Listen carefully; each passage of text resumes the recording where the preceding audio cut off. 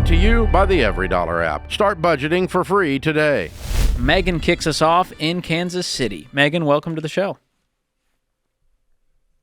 Megan, are you with us? Hey. Yes. There she is. What's going on? So my husband spends on average about $1,000 a month at gas stations for snacks, drinks. A majority of that though is for chewing tobacco. Oh. And my question is, how can I help him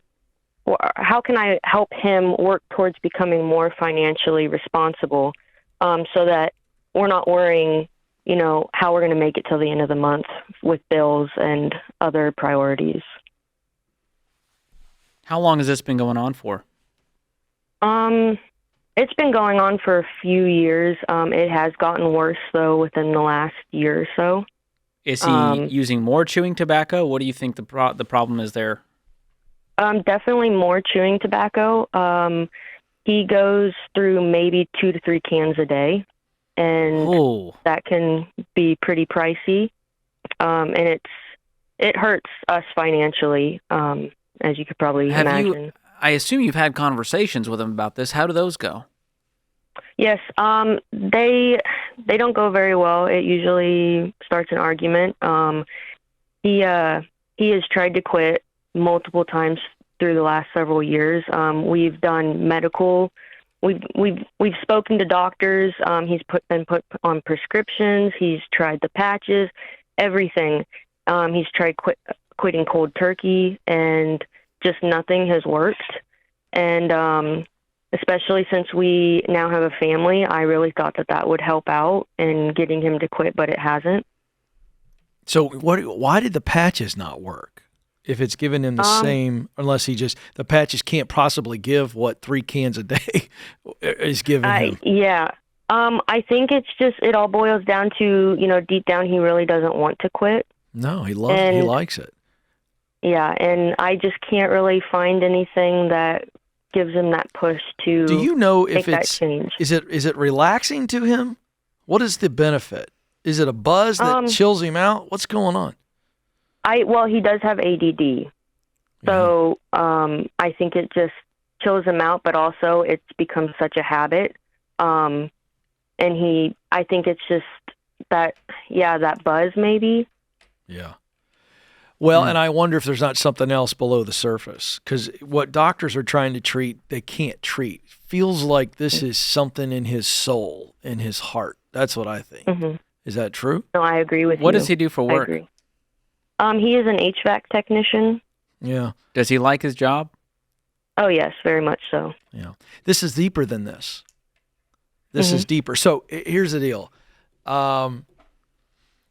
We got to get that part figured out, or any financial advice or any conversational or communication advice we give you is largely going to fall on deaf ears, because he's defensive now.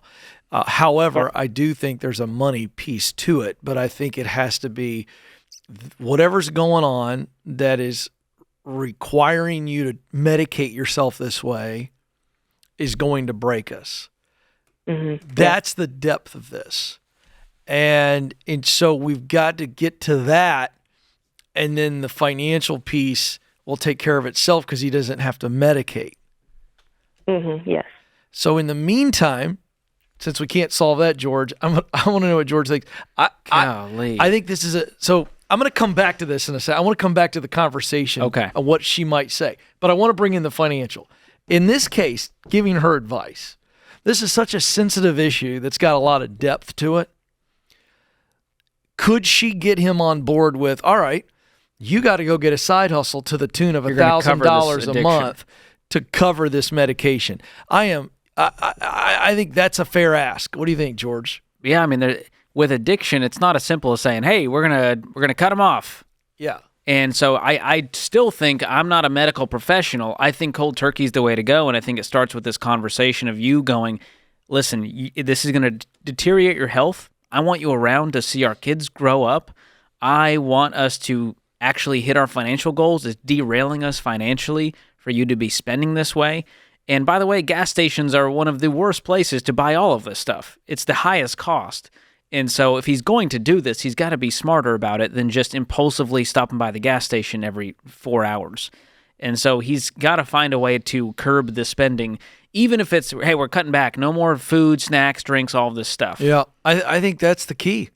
You have to say, babe, I'm worried about this. And you're going to have to get more involved in the finances. Do you guys have combined bank accounts?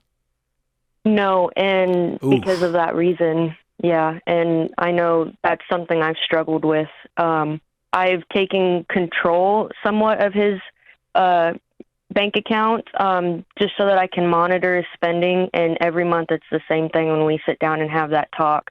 Like, hey, you're spending way too much. And it's just, yeah, Is this on a credit card, a debit card? Debit. Okay. And so he's got the money, but it's his income, and he's just spending down his account every month doing this. Yes, and we've even tried with having him send me like a certain percentage of his paychecks that I would then put into savings, or it would go towards bills for that month. I think you need to tell him, listen, I didn't sign up to be married to a child that I have to monitor and babysit. You need to care about this family more than you care about your chewing tobacco habit. And I need you to show me that. Conversation, yeah. And if you guys need to go to counseling to deal with the marital issues beneath this, I think if you don't, it's going to cause more resentment, and this marriage isn't going to survive this. George is right. Because this is going to just compound every month for the next, another 3 years of this? Well, you're not going to solve it. You can't solve it. He has to understand how afraid you are, how exhausted you are. And how it's affecting you guys. How it's affecting your marriage, and what that's going to have an impact on the rest of his life. And then he's going to have to get to the bottom of what's going on with him, which is causing the medication of the tobacco. And then you guys have to fix what's already been in some ways bruised and broken with you two. All of that has to happen, or this spending isn't going to stop. Yeah, even if we go, hey, tell them to get it in bulk at Walmart. Well, that might be a Band-Aid. That might save us $200 a month, but it doesn't solve the real problem here. No, I agree. I'm sorry you're going through this, Megan. I wish we had a magic answer for you.